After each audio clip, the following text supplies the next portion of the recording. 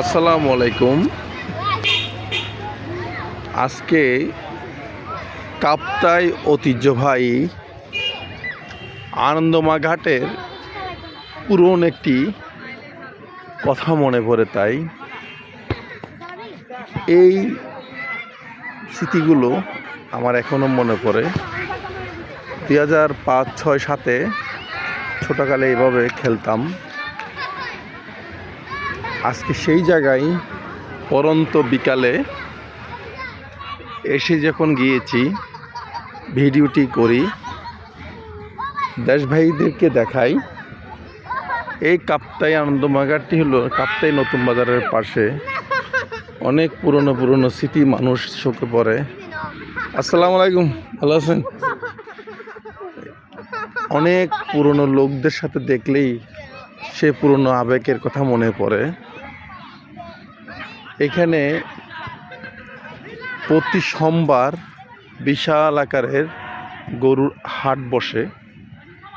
এটা ছোটকাল থেকেই বসতে। এই গরুগুলো আসে বিভিন্ন এলাকা থেকে। পাশাপাশি এখানে কাপ্তাই অনেক মানুষ আসেন।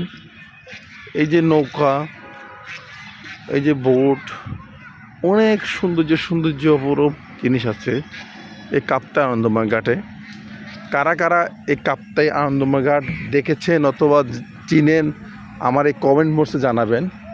আপনার কমেন্ট বক্সে বুঝতে পারবো আমার সে পুরনো লোকগুলো নাকি না আমাকে চিনেন অথবা আমার আনন্দমা ঘাট চিনেন। এই ধরনের লোকগুলো এই ধরনের ভাইদের আমার দরকার। কারণ আনন্দমা ঘাটের যখন আমি দেখাইলাম, নিশ্চয়ই এই যে অনেকজন চিনবেন। তাই আশা করি আপনার একটা কমেন্টসের আশায় আমি থাকব। এই কাপ্তাই আনন্দমা ঘাটের এখানে ঐতিহ্যবাহী কার্গু। এখানে একসময় হাজার হাজার বাস থাকতো। এই বাস দিয়ে এখনও এই কার্গুটা চলতো।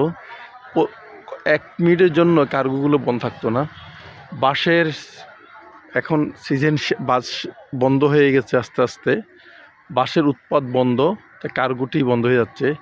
একসময় এই ধরনের পুরনো কার্গুর মতন এটাও নষ্ট হয়ে যাবে। আশা করি আপনারা বুঝতে পারতেছেন। এখনও সে ভাসমান ঘরগুলো রয়ে গেছে, দেখেন ছোট্ট ভাসমান ঘর। যখন ছোটোকালে এসে এখানে মাছ ধরতাম এই নৌকায় বসে। এই আনন্দমা ঘাটের এখানে অনেক জাল মাছ ধরানি লোকরা থাকতো। এই কথাগুলো দেখলে এখানে পুরনো স্মৃতিগুলো মনে পড়ে।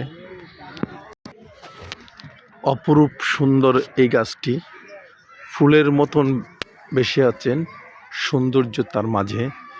নিচে জল ভরা পানি। এখান থেকে গাছে উঠে বসে সৌন্দর্যটি উপভোগ করা যায়। গাছটি দেখলেই মন জুড়ে যায়। নিচে লেক ভরা পানি। যখন পানি অনেক বেশি হয়ে যায়, ছোট ছেলেরা আমরা এই গাছ থেকে ফাল দিত, এখান থেকে ঝাঁপ দিয়েছে, পানিতে পড়তো।